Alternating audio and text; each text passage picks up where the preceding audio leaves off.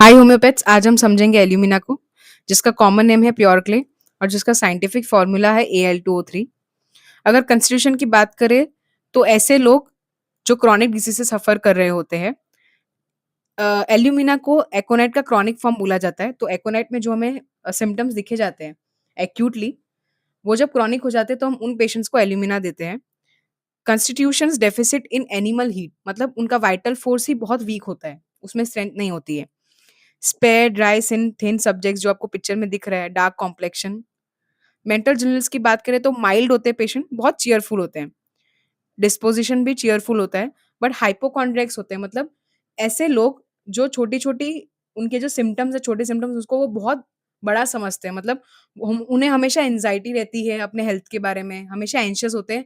For example अगर उन्हें gas acidity हो गई, तो वो उसे एक हार्ट का कंप्लेंट समझ लेंगे और वो तुरंत हॉस्पिटल या डॉक्टर के पास चले जाएँगे और उन्हें बहुत एंग्ज़ायटी और वरी होती है अपनी हेल्थ के लिए। Time passes to slowly, an hour seems half a day. ये बहुत इंपॉर्टेंट सिम्पटम्स है एल्यूमिना का, कि उसका उसे लगता है कि टाइम बहुत धीरे जा रहा है। 1 घंटा हुआ है तो ऐसा लगता है कि आधा दिन चला गया।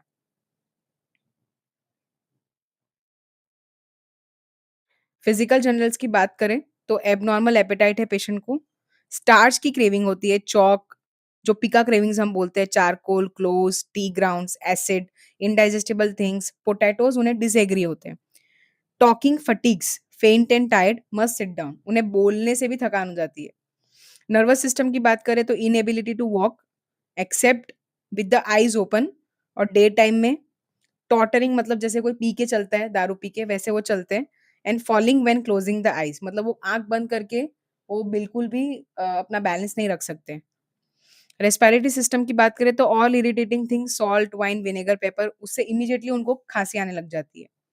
जीआईटी सिस्टम की बात करें तो क्रॉनिक इरेक्टेशंस फॉर ईयर्स, जो इवनिंग में वर्ड्स होते हैं।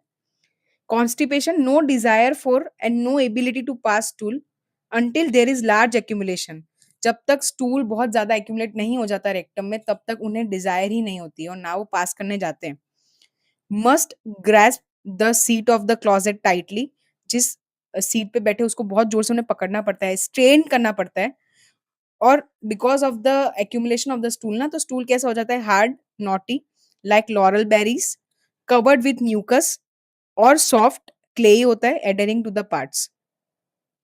जीआईटी सिस्टम की बात करें तो कॉन्स्टिपेशन और किन-किन को होता है, नर्सिंग बच्चों को, आर्टिफिशियल फीडिंग दी जाती है ना, ब्रेस्ट फीडिंग नहीं दी जाती है, बॉटल फेड बेबीज़ को होता है, या फिर ओल्ड लोग हैं, प्रेगनेंसी है, because of the inactive rectum.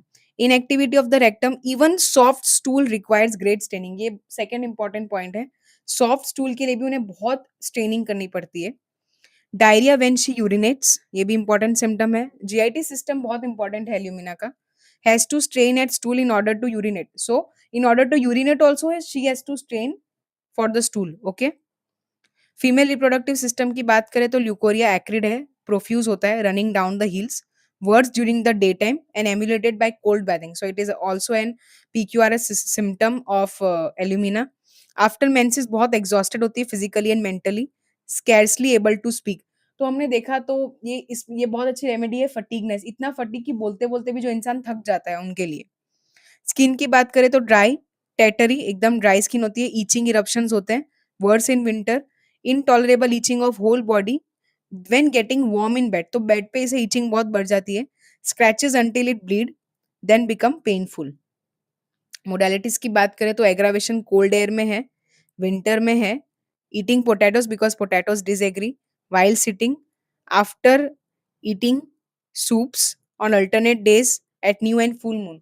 तो इसे अमावस पूनम जो बोलते हैं उन सब पे भी जिनको एग्रावेशन होती है, ऐसा पेशेंट कंप्लेन करते हैं आके कि मुझे अमावस आती है, पूनम आती है तो मुझे तकलीफें बढ़ जाती है। ओके, एम्यूलरेशन की बात करें तो माइल्ड समर वेदर या फिर वार्म ड्रिंक से उसको अच्छा लगता है, खाना खाने से अच्छा लगता है, वेट वेदर में अच्छा लगता है।